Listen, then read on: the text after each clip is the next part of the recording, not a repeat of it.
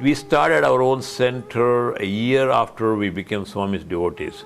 We used to go 4 times a year to Puttaparthi. And then we went to Puttaparthi, and Swami gave us an interview, and he said, "You are so down, I came and lifted you up." Welcome to Souljourns, a continuing series of interviews with followers of Indian holy man Sri Satya Sai Baba.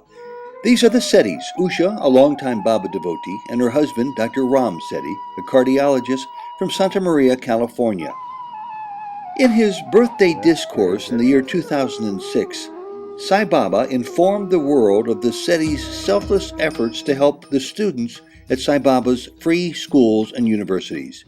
This interview was recorded in Santa Maria, California in 2002. What brought you to Swami? What brought Swami to you in the first place? I think it's a timing. You know, we knew him like 30 years ago. Mm-hmm. You lived in India. In India, but that time we didn't know he's an avatar. We thought he's a superhuman being. What did you think of people who were believers in Sai Baba 30 years ago? We didn't meet anybody who were believers. We were kind of, something like a magnet, it attracted whenever he came to Whitefield. Okay, so then fast forward your life by 30 years, you're here in America. When did you find out about Baba? What happened 30 years ago, we came here and nothing, I think Swami wanted to leave us alone or something. We never even meet any Sai devotees. We were mostly in the worldly life, just like anybody else. Where were you living? We lived in Worcester, Massachusetts, and Cleveland, Pittsburgh, and finally we came to California. And nothing, not even one Sai devotee we met. So it was the 20 years like blank, So how did it happen? And then in 1990, my mother passed away. And it really, I went into depression. And because she passed away suddenly in India, I wasn't there. So after, that's the time Swami came. We were supposed to go to the funeral, and in the plane, the travel agent was a Sai devotee, and we met Sai devotees in the plane. Boom, boom, everywhere. So meeting. You talk to them, sitting next to them. Next to them, wherever you see Sai devotees. And one thing led to another, and you started to have your heart open up. Mm-hmm, exactly. And then we went to Puttaparthi, and Swami gave us an interview, and he said, "You are so down, I came and lifted you up." So your depression went away? Went away, right away. Soon after he said that to you? Yeah. Mm-hmm. That must have really made it certain for you that you were on the right path. Yeah, I think, I knew the real, the life, meaning of life, physical mother, and he came as my divine mother. What about miracles and all the stories that people have about Baba? Did that have any impact on your life, or was that enough of an experience? In 91 we went along with the children, and I think that's the first time we went after a long time. And we both knew that he's God. At the same time, first time we both felt it, that he's God. Nobody told us that he's God, but we just felt it. That's a big commitment of faith after many years of not knowing who he was. How did you feel so certain so soon? I think it's a timing, I think, maybe our time came to get into spirituality. We both. So it's been about 12 years now? Yeah. Mm-hmm. And does Swami come to you in your dreams at all? Is there any? Yeah, he has come in dreams a few times.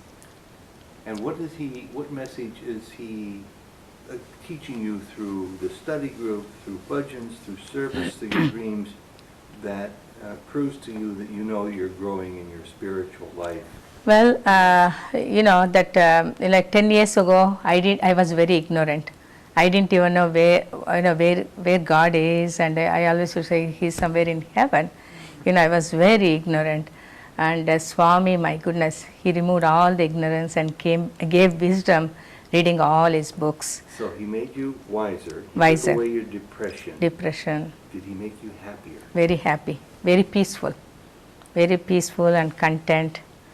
And they say you can buy anything in the world with money, but not the peace. And what did he teach you about love? Oh boy, that if you learn his teachings, my goodness, the love comes automatically.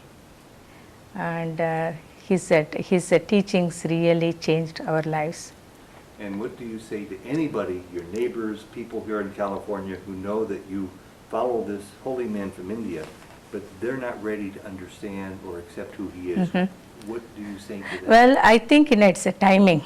The soul, according to my own experience, the soul has to evolve, and you're supposed to be ready. If you're not ready, nothing happens. Nothing. Even somebody talks about Swami, they can't grasp because the time is not right. So, according to my own experience, the soul has to be evolved, and the time has to be right. And how do you deal with such things that I try to deal with? I feel very close to Swami. My wife Jody does too. My children aren't quite there yet. How do you deal with that? Are your children there? We had the same situation in the beginning. All of a sudden Swami came into our lives and we were doing bhajans and this. They thought, I think we are going crazy. They really thought. They thought, oh my God, what happened to them? Suddenly they are doing all this stuff, They thought something is wrong with parents. Then what we did, we never used to force them. We don't say, you should do this and that. We both usually we used to talk to each other that how Swami has changed our lives. Here they also felt it. We were different from what we were before. We were more into worldly. Now we are more peaceful, more understanding. And we used to talk about Swami's teachings when they were here, indirectly, not rather than talking directly. Kids, they don't like if you talk directly; it kind of backfires. So we used to talk to each other, and they used to, always that reverse psychology. It's a good thing. Reverse psychology. You just don't impose on them, but you talk to each other. So that it took some time, but it was subtle, and they both are transformed. They have more faith in Swami than us. Some people who see Baba and Baba followers believe that they must have an interview with Baba, miracles with Baba, rings from Baba, in order for them to be feel like they're growing in their spiritual life. Do you think that's necessary? I think in the beginning, the miracles really helps, because if they're not evolved, miracles really does help, because I used to read all these miracle stories. Then later on the teachings came to, I was interested in teachings, but I don't know about the interviews, but miracle stories really brings them close to Swami. But you've met Sai Baba. I've seen your picture with him. What was that like? Oh, it was wonderful. The first time when he gave us an interview, my gosh, first time before of us felt the love. We never seen that love in our lives. That everything, selfish love, that pure love, very pure love.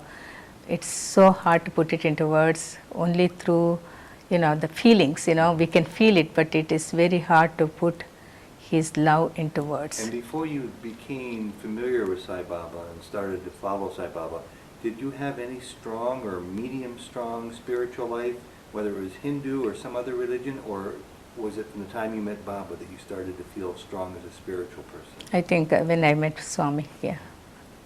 And one last question, of all the experiences you've had, both studying his teachings, his first-hand exposure, seeing the miracles in your life, if somebody were to ask you the most important change that's happened to you since Swami came into your life, what would you say to answer? I think transformation, really, because before we were just like anybody else, just meet friends and socialize and have parties, that kind of stuff. Now we know the real meaning of life, really, real meaning of life, which has given us lot of contentment, peace of mind. We are very happy. It sounds like you have transformed into a different lifestyle exactly. than what you had before. Exactly, yeah. Well, thank you very much. Thank you, Ted. Yeah. I don't know, I didn't put it That's a in. good lesson for us. No, I didn't put it into the right words. Oh, yeah. Reverse You got, psychology. you got, you got, you Huh? got. Did you understand what I said? Yeah. Absolutely, because that's what I'm struggling with right now. Because you should never tell them, oh, Baba says you should read this book, that book, it is Doesn't work. backfire. That's the word I wanted to use, I Backfire. forgot. You used that word. I did? Yeah. Oh, Just okay. the opposite could happen. Reverse psychology, I And said. you always lecture. And I always No, lecture. no, Okay.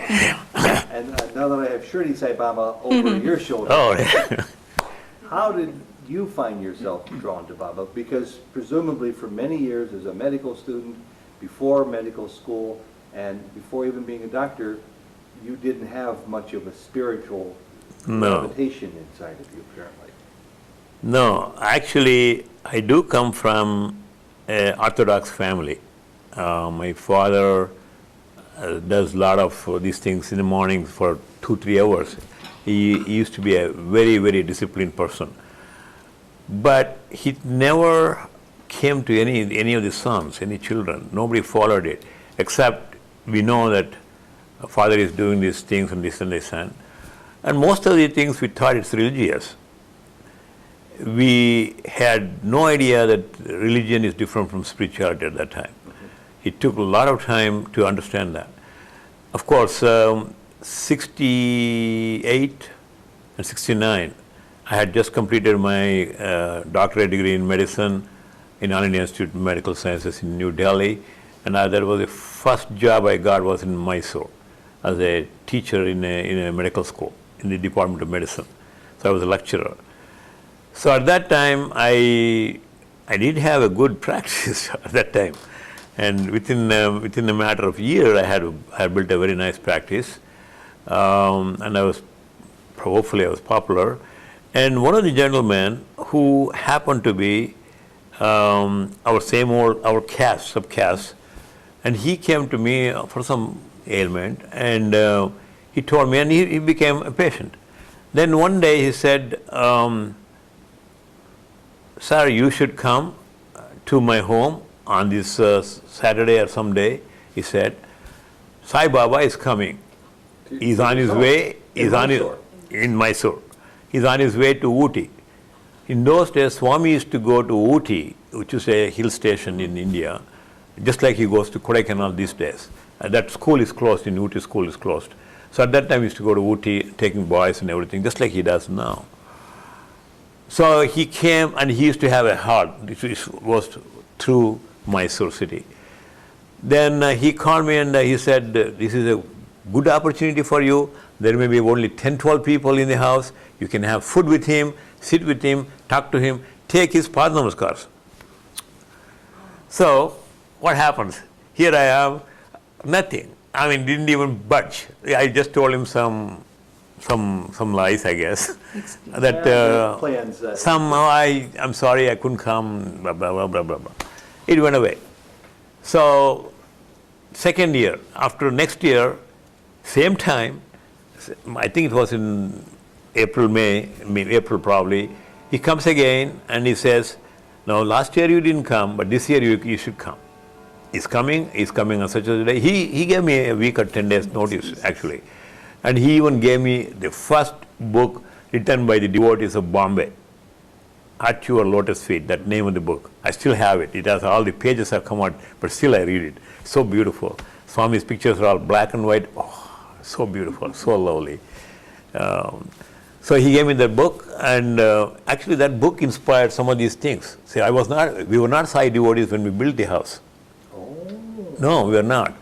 We came as, all these things, if you see, we have more or less same things what we have in Prashant Nilayam. Colors, combination, everything. We were not Sai devotees. We were not Sai devotees to have this. But that book had all this stuff. So it really impressed me.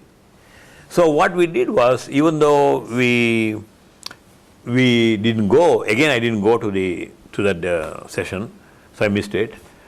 But we started going to see Swami in Bangalore. We used to go to Bangalore often, like a weekend we used to go to Bangalore, because I'm from Bangalore and I still had my brothers and others. So we used to go there and we used to call the Whitefield and see whether Swami has come for the session. So if he's there, we used to go. But we used to go there and see him, but never occurred to us who he really is. We thought he's some guru, some nice gentleman. Even he materialized Vibhuti for my daughter, who was standing in the front like this. He came and materialized, put his Vibhuti on her head. She was just, and it used to be there only but 2 or 3 rows of people in the whole thing. I mean, there were 2 rows of ladies and 2 rows of men. And if you don't get the first row, we used to say, oh my God, I didn't get the first row, I got the second row. Little did you know, that second row is probably the best you can get for years and years to come. But those were the days. So obviously, and there was audio, I mean, there were tapes available, there were books available, there were books right there in the Whitefield. And there was the bookstore was there. We never went there. Nobody told us. So we just we used to go and see him, and that's the end of it. We forgot about the whole thing and went. But we did try to see him before we came to this country in 1972. My son was only 3 months old. We carried him and went to Puttaparthi, and he wasn't there. He was in. They said he was in Anantapur, some function. So we went to Anantapur, and he wasn't there. He said function is over. He left. Nobody could tell us where he left. Whether he went back to Puttaparthi, and somebody said Madras, somebody said Puttaparthi. So it was already 5 o'clock, 6 o'clock in the evening. We were all tired. There was nothing to eat, and there was a small baby in our lap. So we returned back to Bangalore. And then next week we came back to States. And that's the end of it. That's the end of Baba's story there. For almost 21 years, or almost 20 years, 19 to 20 years, we didn't have anything. In 91, we went when our mother died. So we were going right from the travel agent, which we switched the travel agent. We hired a travel agent somewhere, but I didn't like him, so we switched to somebody else. By looking at the paper, I just picked up the name. I said, well, this may be good, so let's call him. So he said, oh yeah, I will take it, because we wanted a ticket to write next day. We wanted to go early because, funeral was only 2-3 days there, and so we didn't have time. So this guy said, no problem, we'll get you. So I went there. Then the first question he asked, he opened it was a Saturday, I think, Sunday, I think. He opened the store for us. He said, I will open it. It's on your way, Tarzana, which is on your way to the airport. You come there and it takes only 10 minutes, you can go. Then when we went there, the first question he asked was, are you going to Swami's birthday? Because it was November. I said, what? Swami? What Swami? So then he said, he didn't know. And then we said what it was. Then he said, he said, I thought it was birthday because a lot of requests, a lot of people have gone. Mm-hmm. And then he takes us and he shows inside the office. He opens a cupboard. Swami's like an altar, everything. And he takes some vibhuti. He gives us vibhuti. The travel agent. Yeah, travel agent. So from then on, it is Sai devotees and Sai devotees and Sai devotees all the way. Then we said, oh yeah, I think there is something here. We missed him a long time, so we started doing it. And one of the lady who was with us in the plane is from Arizona, Tucson. Pat Patterson. Oh, you know her? Pat Patterson. Pat Patterson. Ken Patterson and Pat Patterson. Yeah, she's I think she may be in the center there, head of the. That is the first picture she sent us. We still have it. The big one? No, the small one in the bottom. Oh, his feet. We framed it. Oh, I see. I see that one right there. We framed it. And if you say in the back, she said that we visited it's a postcard. And she has written that we went to Swami's birthday. It was beautiful. It was wonderful. Then and she sent some vibhuti packet with that picture. And when we saw that picture, both of us almost we had tears in our eyes. We just couldn't control it. I said, what happened? I mean, as soon as we opened the letter, the picture, Swami's picture, that picture, it was so powerful for us. Then I said, well, we probably should. Then she says, there is a center very close to your home in Santa Maria. And that's where you were living at the time. We were living. And we were living only two blocks away from the center for 12 years. In Santa Maria. It's a small city. It's only 25,000, 30,000 people there at that time. 2 blocks away from the center. We didn't know. We didn't know. So if the time doesn't come. Coincidences are happening, and they weren't coincidences at all. You were being drawn into Swami's life closer. So we just got in. Coincidences. Swami, see, there's one thing we know in spirituality, there's no coincidence. So God does not have a word coincidence. Everything is planned. It's like, what we used to see this Mission Impossible. Yeah. They come with plans and everything, set. Same thing. This is all karmic and theory, and it's time for us to get in there, and we got in there. And within no time, next month, we went to Puttaparthi with 2 kids. And first time we saw Swami and we were just drawn into it. Wow. Just like that. How has Swami changed your life? One thing is, a lot of people have felt the miracles or seen the miracles or had the miracles themselves before they changed. But for us, we just saw him and we changed. It's just like instantaneous. I still remember when I went to see him, it was a bhajan session. Swami was going and encouraging everybody to bhajan. At those days, everything was open in the Prashant Nilayam. And I was just, tears were just flowing. I was so embarrassed. I said, oh my God, I'm crying. What's wrong with me? But everybody said, oh no, it's not, it's common. Just take it, you're getting all your things away, so you're going to be a new person. Literally, I became a new person. It just like everything washed out from my And how body. did it change the man you were, the doctor you were, the father you were? How did it change? Well, the whole thing was the priorities reversed. We had priorities like we have to have a social life, we have to have this life, this one, we have to have a big cars, we have to do this one. I mean, nice clothes and all this stuff. In fact, we even said we didn't need this house. I'm glad you didn't sell it. So, no, Swami said no. Later on, he said, don't sell this house. Swami has got plans for this house, I'm pretty sure. This house, by the way, it's called Sai Arpanam. Sai Arpanam. We have dedicated this to Swami. Swami's house. We call Swami's California house. That's what we call. He has one in Ohio, too. Yeah, Swami himself says, Our house. Swami says, oh, my California home, he says. Oh, good. So it transformed us. He virtually changed us. See, I used to have a Christmas party in my office for about 400, 500 people. The whole doctors and their wives and their office staff plus hospital staff, we used to invite. Our office was very small. We used to have 500 people. We used to start at 4 o'clock. It used to be till 9 or 11 or 10 or 11 o'clock in the night. We used to have about 40 to 50 cases of champagne. Huge. That kind of stuff we used to do. All those things just like that, just like that. Everything went away. I mean, I had beautiful Scotch whiskey, Shiva Seagull, and I even forgotten the names now. What is it called? Royal Velvet. We just threw the whole thing off. I We wanted just to poured practice it. Swami's teachings, yeah. We just poured it. We didn't want to give it to anybody also, because Swami's teaching is, you give something to somebody if you are taking it. So when I don't take it, I don't want to give it to them. So we just emptied the whole bottle and get the bottles away, throw the bottles away, forgot the whole thing. We cleaned the whole thing. I even have a wine cooler, and it has only candies and that kind of stuff in that. Happens right.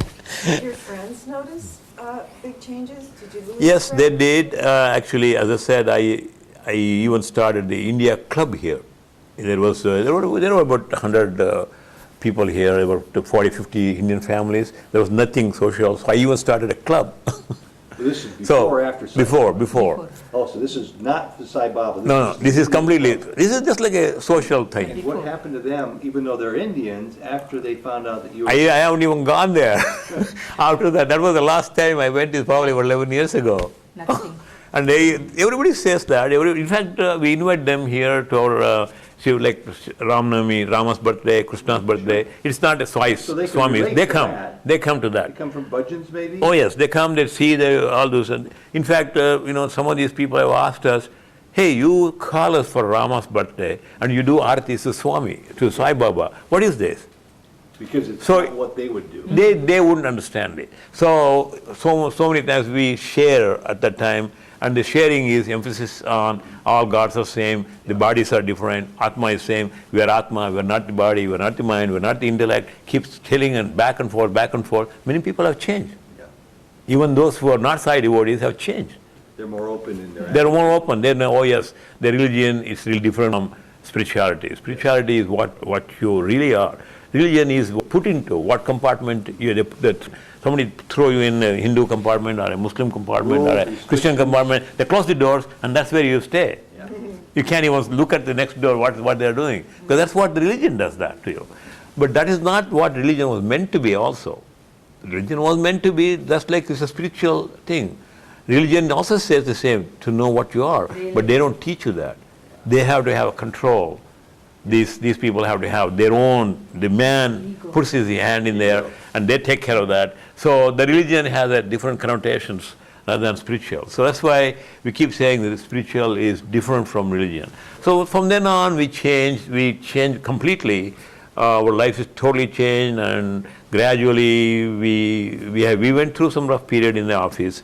We lost some money, and there was some embezzlement in the office. I took it very coolly. I lost almost $100,000, just like that, within a matter of 6 months. Nothing happened, nothing changed me. Everybody thought I'm going to leave this place and go somewhere. They saw you being consistent, they saw you being in that much. So we just stick on to this. We really believe whatever happens is for good for us.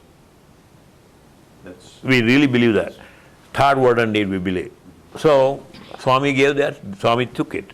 So he doesn't want to have it. He doesn't want to have that $100,000. It's not my money. So that kind of attitude we developed. We went through it. We are so happy we are doing it. Then when you were here and you found yourself drawing closer to Swami, how did you all of a sudden then find out about the other 15 or 20 people in this region who know about Swami and who make up your Swami study group? Your Well, we started our own center a year after we became Swami's devotees. We used to go 4 times a year So, to Puttaparthi. 4 times? 4 times. In initial, 4 times, 3-4 times is average. Even now we do 4 times actually. Even now we Still go, 3 or 4 times a yeah, year? 3-4 times at least. Fantastic. We went to Kodaikanal in '92, and we went again. This first time we went, and around second time in '96, Swami invited us, so we went there. So we have been going to Swami about at least 3-4 times a year, minimum. That is the only thing we do. We don't have anything else. We work and we do something, we do sevas, and then go to Swami, see him, come back and do it again. Well, That's our vacation. No vacation. As I ask Usha, I'd like to ask you also, in the remaining minutes that we have, of all that you've seen and all that you've learned and how you've seen your life transform, what has changed the most about you that you are the most grateful for compared to the person you were 15, 20 years ago? He virtually led us to believe that we are Atma, we are not the body. And Swami has more or less imprinted on our heads. We cannot forget. To me, that is worth more than all the money I've earned this birth. In the previous births, put together, it's still not enough, because that's worldly. But this wisdom he has given, what we call Brahma Vidya or Atma Jnanam on Sanskrit, that means the knowledge about the self, the higher consciousness. That is, it's more or less, it's every cell in our body has it. Swami has taken care of that. For that we are eternally grateful to him. And no matter what happens, they can't take that away from you. No. And some people talk about stories about Baba. Some people have mixed up and confused notions about Baba. Sure. None of that threatens you with your No, belief. we can. Nothing changes. Nothing. Anybody can say anything. It doesn't change. Actually, if you look back, the other avatars, when Lord Krishna was there, the same thing happened. People have said so many things about Krishna and all this stuff. But what happened? How many people worship Krishna now? So every avatar has gone through that period. Do you have a last question? No, I do have some questions, but not for the film. Okay. Well, thank you both very, very much. Okay. It's very interesting to hear both of your stories, Yeah, and they're both stories worth telling. So I thank you for that very much. yeah, thank you. Where is that? So about Atma, when you mentioned that every cell of your body knows who Baba is it something you experience, or go ahead, ask the question. No, you said every cell of your body knows who you are, Yes. the divine consciousness, not Baba. Is that, do you experience that? Is this a knowing that you experience, or is this an intellectual concept you believe? Well, first it comes as a mental feeling that that's what you should be. But you start thinking about it, practicing it, and seeing everybody as the same. Everybody is a Atma. He has a different form, he has a different body, he has a different name. If you keep seeing that way, sooner or later you see that everything is same. Really. So you see That means everything is, we just have different attire, different dressings and other things, different style, different names, different forms. So that's what Swami teaches. But we get that feeling though. We do feel that way, and it's just a feeling in the heart, not in the mind. See, when it comes to the spiritual things, I think it is the heart feelings is more important than feelings of the mind. Feelings of the mind is mostly worldly, most of the time. And actually Swami himself says that mind tries to fool you. Mind is your enemy. That is the biggest enemy of you is not Pakistan. In India he says that because Pakistan and India are always fighting, and America he says it's not Russians, it's not the communists, it is your own mind. Which is true. Our own mind fools you. It says it wants to have the control. It doesn't want to leave the control. So we have to overcome that. Once you overcome that, it listens to whatever you say. The way we feel that it is, we are Atma, we are not, is the peace in our mind. We are so peaceful, so nothing is going to happen to us. So you don't have to rely on your intellectual awareness or even understanding of it. It's the feeling of peace. We started built in. Yeah. It's like it takes time. I do understand that. We went through that. Yeah. I mean, it's not that we didn't get it right from the day number one. We went through that. It is just a feeling, and keep doing it, keep talking it. See, two of us is the only one here. We are the satsang here. Yes. And she talks and I talk, and what she reads, she tells me, I read what we discuss that. So this is how we do, because we don't have anybody else in this area, and we are so remote, we don't get any people from LA area. They do come here, but not that often. So virtually we read and we discuss, and Swami gives us some ideas sometimes. Sometimes he says, look, it should be from source, not by force, he says, or whatever. That we apply to even for all the daily affairs.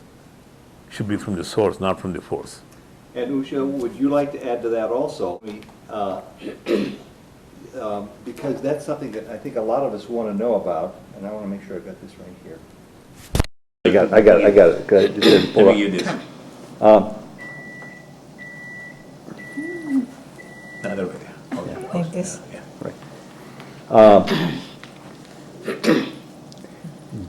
You obviously don't have to rely on the intellectual awareness of this as much as the feeling. And just describe what that feeling is. It's so overwhelmingly convincing to you that you know it's right.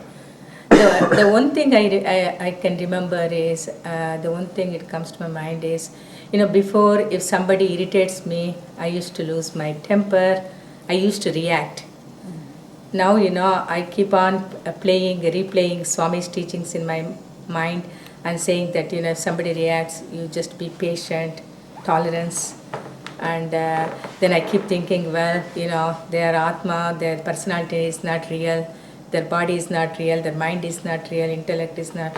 So he has given us, practicing his teachings, he has given us lot of tolerance, patience, forbearance. So, I don't react. I don't react at all. It's amazing. 10 years ago, what I was, if somebody says boom, I used to lose temper. Now, whenever I used to lose temper, I used to read Swami's teachings and I say, oh my God, I made a mistake, I shouldn't have lost temper. So I kept on practicing, and now I don't have temper really. It sounds like you've reached a state of equilibrium where... not 100%, but we are trying You're to on get the there, path. on the path, and that gives lot of peace, Thank you. the tolerance and everything. Do you meditate? No. Meditate means we think of Swami all the time. That is meditation, because we don't have time to just sit and meditate. It's like Padam Naskar? In the morning we do like a Gayatri, just like half an hour while working around, we do Gayatri and do chant his Suprabhadam. Suprabhadam. We 108 do names. Suprabhadam, 108 names. We do half an hour prayers in the morning. Suprabhadam, 108 Sure, names, absolutely. and some prayers. So it takes like half an hour, and that is our main prayers. Other times we try to think of him and say Namasmaranam and his teachings, think of his teachings, how to improve ourselves. Yeah. We are not perfect, but we are trying to achieve that goal. Wonderful.